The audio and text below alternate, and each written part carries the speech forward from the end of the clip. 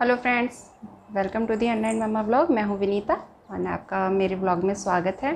तो आज कोई डेली ब्लॉग नहीं, आज मैं कुछ अपने बारे में बताना चाहूँगी और कुछ अपने फैमिली मेम्बर्स के बारे में बताना चाहूँगी। तो मैं आपको बताना चाहूँगी, मोस्टली लोगों को नहीं पता होगा कि मैं मतलब प्रोफेशनली क्या काम करती थी।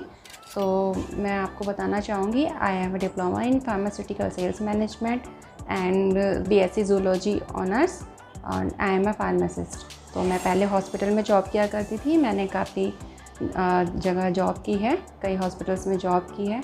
तो अभी थोड़ा सा गैप हो गया है अनन्या के बर्थ के बाद में। तो जब थोड़ी सी अनन्या और बड़ी समझदार हो जाए, मैं उसके बाद रिजॉइन करूँगी, अपनी जॉब को कंटिन्यू करूँगी। तो मैं आज ये बताना चाहूँगी, तो मेरे फादर भी मेडिकल फील्ड में है, मेरे फादर इन लॉ भी मेडिकल फील्ड में है और मेरी सिस्टर इन लॉ भी मेडिकल फील्ड में है। तो मोस्टली फैमिली मेम्बर्स हम मेडिकल फील्ड में ही हैं। तो मैं ये बताना चाहूँगी कि जो 2000 लॉकडाउन हुआ था, मैं उस टाइम की दिक्कतों के बारे में कुछ शेयर करना चाहूँगी, अपने फैमिली मेम्बर्स का एक्सपीरियंस, अपना एक्सपीरियंस। तो जब लॉकडाउन हुआ था तो सब कुछ बंद हो गया था। जब हम सब लोग मतलब घर में नई नई डिशेस तैयार कर रहे थे, खाने के लिए नई नई डिशेस, और फैमिली टाइम एंजॉय कर रहे थे सब लोग। तो उस टाइम पे मेरे पापा थे जो ड्यूटी पे जाते थे, क्योंकि मेडिकल स्टाफ की कोई छुट्टी नहीं थी, उन्हें जाना ही था, कंपलसरी था। और हम लोगों को भी काफ़ी चिंता होती थी, पापा कैसे जाते हैं, कैसे जाएंगे। तो पापा को कुछ भी मतलब ड्राइविंग करनी नहीं आती है, ना ही उन्हें बाइक ड्राइव करनी आती है, ना कार ड्राइव करनी आती है। तो उनके लिए बहुत ही डिफ़िकल्ट हो गई थी उस टाइम की जॉब करनी, बिकॉज़ और जो सारे ट्रांसपोर्ट थे वो भी बंद ही थे।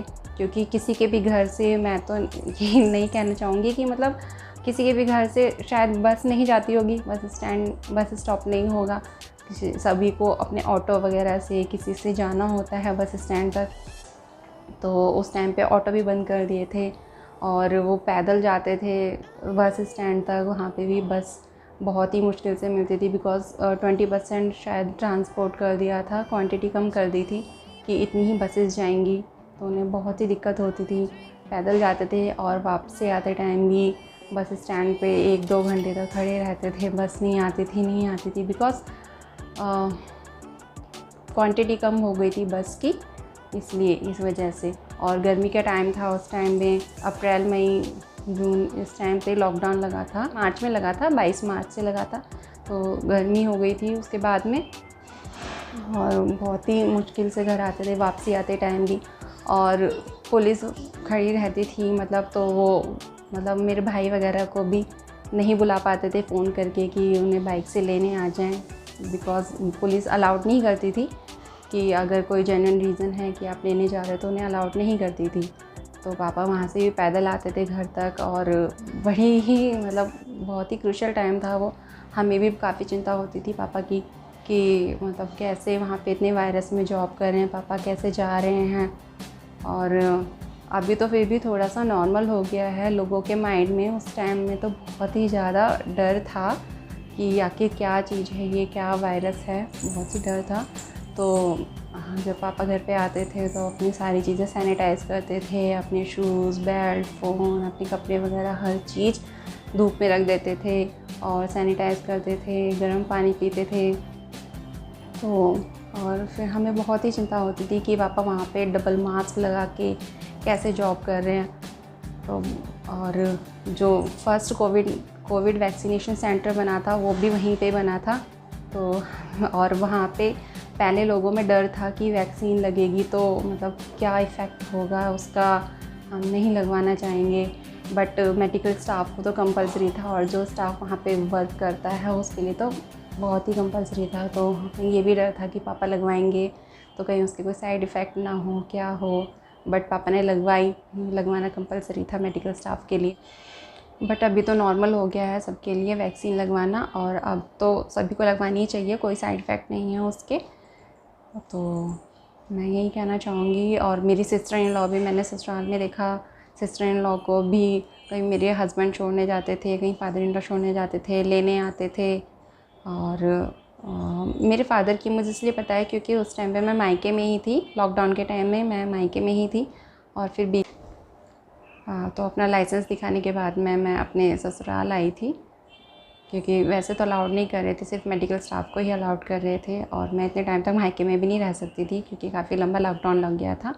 और 2021 में जो लॉकडाउन लगा था ये फिर भी ठीक था, बिकॉज़ मेडिकल स्टाफ के लिए थोड़ी सी सर्विस प्रोवाइड की थी गवर्नमेंट ने।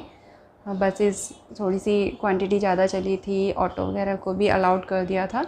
तो इस टाइम पे थोड़ा सा गवर्नमेंट ने थोड़ी सी फैसिलिटी दे दी थी, तो इस बार फिर भी ठीक था मेडिकल स्टाफ के लिए। फिर भी मेडिकल स्टाफ के मतलब सभी के सुपर हीरो हैं मैं अपनी ही नहीं कहूँगी, वैसे सभी के पापा सभी के ही सुपर हीरो होते हैं, बट जो मेडिकल स्टाफ है वो सभी के लिए सुपर हीरो है इस टाइम पे, जो कोरोना के टाइम पे हमें सर्विस प्रोवाइड कर रहा है।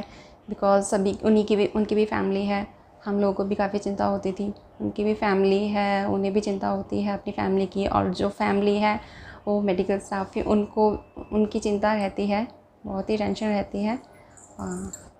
एंड आज का ब्लॉग पापा के नाम पे है, तो मैं अपने फादर इन लॉ के बारे में बताना चाहूँगी। मेरे फादर इन लॉ रिटायर हो चुके हैं, वो भी मेडिकल फील्ड में हैं और वो रिटायर हो चुके हैं, बट गवर्नमेंट ने उन्हें एक बार और चांस दिया है उन्हें रिजॉइन करने के लिए। ऐसा बहुत ही कम होता है, उन्हें कॉन्ट्रैक्ट बेसिस पे रिजॉइन करने के लिए दिया, और उन्हें 1 साल हो गया अभी। कल उन्हें 1 साल हो गया ज्वाइन किए हुए। तो हमने सेलिब्रेट किया था। मैंने उसकी वीडियो तो शूट नहीं की, शायद पता नहीं पापा को पसंद आती या नहीं आती, तो मैंने घर में ही छोटा सा केक बनाया था, घर में ही छोटा सा सेलिब्रेशन किया था। अनन्या उसके दादू ने केक कट किया था, तो मैं बस वही शेयर करना चाहती थी सभी के साथ में कि ऐसा बहुत ही कम देखने को मिलता है कि रिटायरमेंट के बाद में आपको दोबारा से सर्विस पे ज्वाइन करने के लिए बुला लिया गया है। सभी मेडिकल स्टाफ को थैंक यू कहना चाहूँगी, सैल्यूट करना चाहूँगी कि जो इतने क्रूशियल टाइम में हम सभी को फैसिलिटी प्रोवाइड कर रहे हैं। मैं भी मेडिकल स्टाफ हूँ, बट मैंने कोरोना के पीरियड में काम नहीं किया है, जॉब नहीं की है, मैंने कोई सर्विस प्रोवाइड नहीं की है। हाँ, बट मैं समझ सकती हूँ, उनके तकलीफ़ों को समझ सकती हूँ। तो मैं बस थैंक यू कहना चाहूँगी उन सभी मेडिकल स्टाफ को, उन सभी सुपर हीरोज़ को जो उस क्रूशियल टाइम में हम सभी को सर्विस प्रोवाइड कर रहे हैं। Thank you so much. And अगर आपको हमारी वीडियो पसंद आई हो तो लाइक करें, शेयर करें, कमेंट करें, सब्सक्राइब करें। Thank you so much. Thanks for watching.